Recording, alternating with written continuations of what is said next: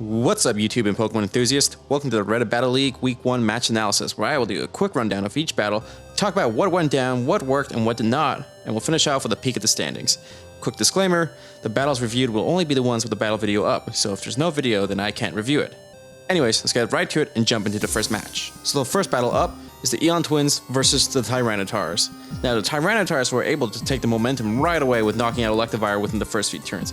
After that, Skarmory was able to come in, set up rocks, and whirlwind everything on the Aeon Twins' team, providing really good chip damage. However, the Aeon Twins were able to grab some footing by paralyzing Skarmory. This in turn led to Meowstic taking a massive critical to hit and getting KO'd by the Darmanitan. After that, the battle went back and forth.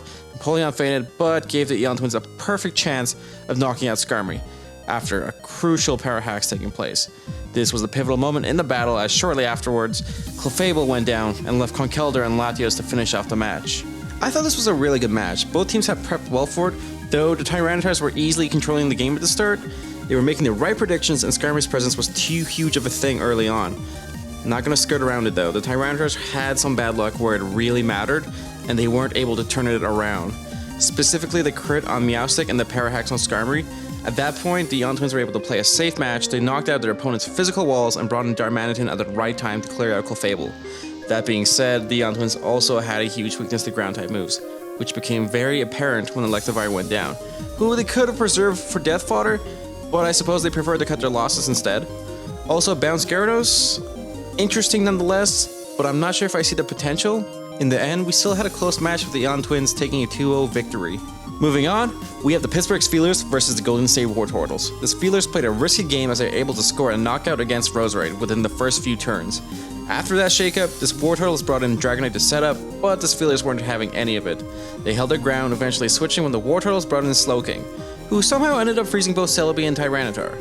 Eventually, the Steelers were able to bring back Donphan, take a Toxic, and set up rocks, whilst keeping it preserved for death fodder against Sylveon later in the match. After Celebi setting up screens, Toxicroak was able to come in and KO both Sylveon and Slowking. Rocks were able to finish off Mega Scizor, and Gramble scored a KO on Crocodile, leaving Dragonite to fend off against Tyranitar for quite a few turns, but ended up succumbing to an Ice Beam. The Steelers played an amazing game, playing risky when they needed to, and playing safe when the payoff wasn't worth it. They brought in a lot of support, which they really needed considering the amount of freezes that were taking place, and getting rid of Roserade right away was super important. It hit way too many things on their team, and being able to identify that was crucial. They played Donphan amazingly as well. They knew when to bring it back and when to let it go. Though they did have a bit of bad luck, they didn't have any identifiable misplays. Donphan and Gramble fainted on their terms, and it was after they did so much damage to their opponent's team. The Wartortles, on the other hand, brought in an amazing team, but it appears they suffered from overpredicting and had a rough start that they couldn't turn around, despite many freezes in their favor. The Steelers led the match through and through with a 4-0 victory. Next, we have the Kentucky Crowbats versus the Oakland Typhlosions. The match began with a slow start. Jolteon Volt switched into Venusaur, who in turn was able to Mega Evolve and knock off Goodriss Assault Vest. This eventually led to the Milotic Slowbro matchup and resulted in Milotic getting badly poisoned and Slowbro being forced to switch out with Dragon Tail. Out pops in the Mega Alakazam and forces Spiritomb to take an Energy Ball. Making the appropriate prediction, Alakazam paralyzes Spiritomb and lives to see another turn. Milotic takes a lot of accumulative damage and is eventually taken down by Landorus. The Crowbats reveal they're running a quick V Jolteon, but switches out in order to knock off Dusclops' Eviolite, though gets burned in the process. After knocking out Gujo Dragalge, Mega Alakazam traces adaptability and can't resist using Psychic, though Spiritomb is able to come in safely and finish off Mega Alakazam with a successful Sucker Punch.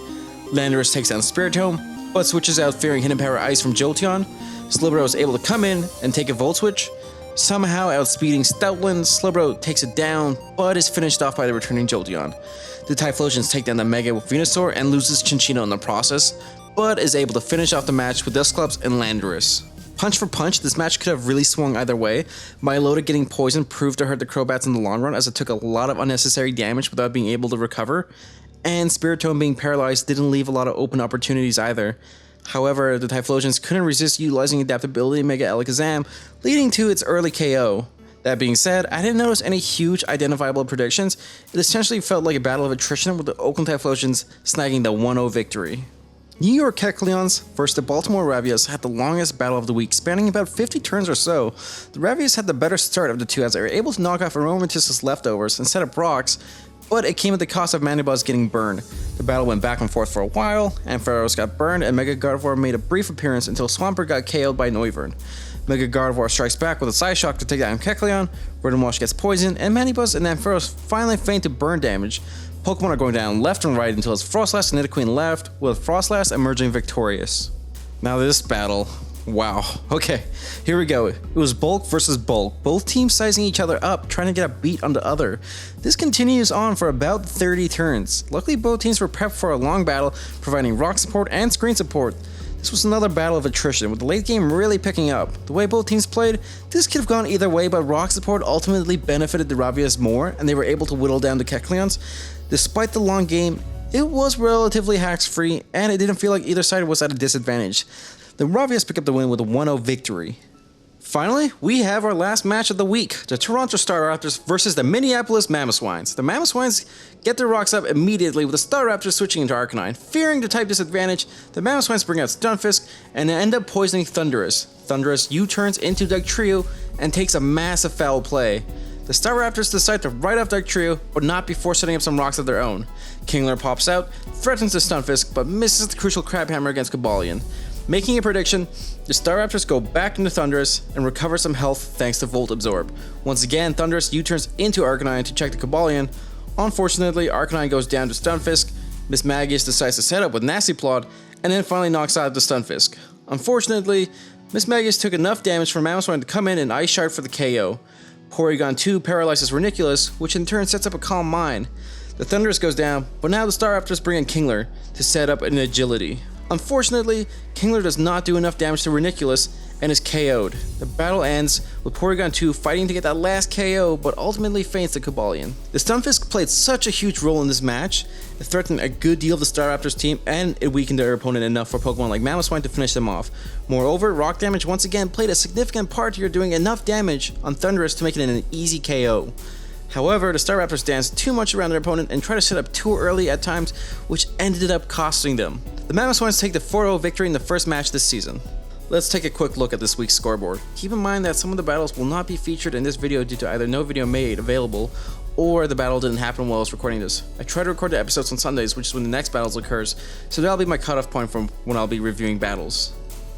That being said, the scoreboard is frequently kept up to date, so even if I don't review the battle, the scoreboard will be as current as possible. Next up, we have the overall standings. In the top 5, we have the Pittsburgh Steelers, the Bavarian Beedrills, the Minneapolis Mamoswines, the Minnesota Young Twins, and the San Francisco Giraffarigs. Week 1 is off to a strong start, but that rounds up this week's rundown. Be sure to hit up the league on Reddit, Twitter, YouTube, and the WordPress site to learn more about the league. If you guys have any thoughts about this video, be sure to leave a comment below. I'll see you guys next week with the rundown. Peace.